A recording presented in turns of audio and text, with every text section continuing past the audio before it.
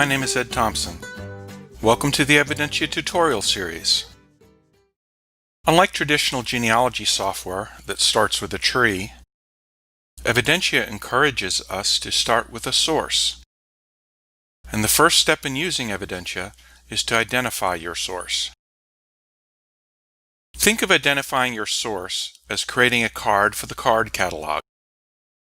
Evidentia 3 streamlines the process of identifying your source by presenting only required fields on the main screen.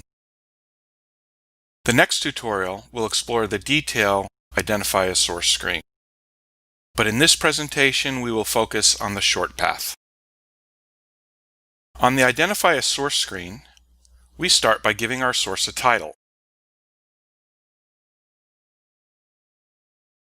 The title can be anything we want it to be and does not have to be the actual document title. The title will be used in sorting and filtering sources in the source list. So use a naming strategy that will work for you. Once you have given your source a title, you will be asked to classify your source. Sources can be classified as original records, derived records, or authored works.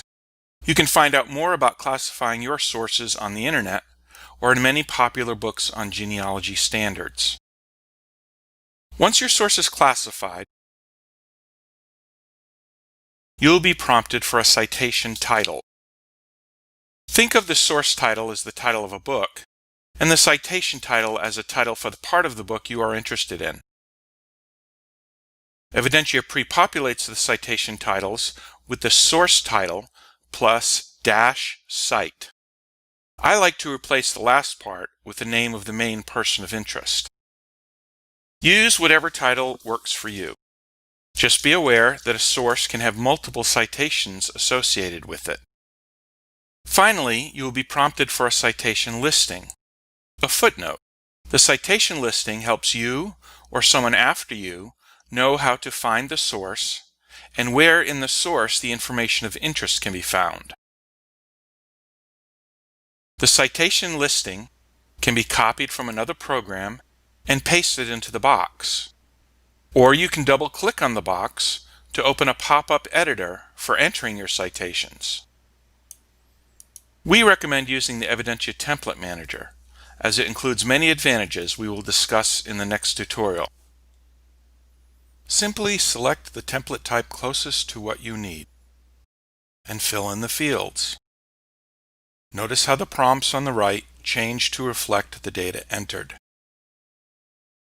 Be sure to scroll to the bottom and fill in all the data fields that you can.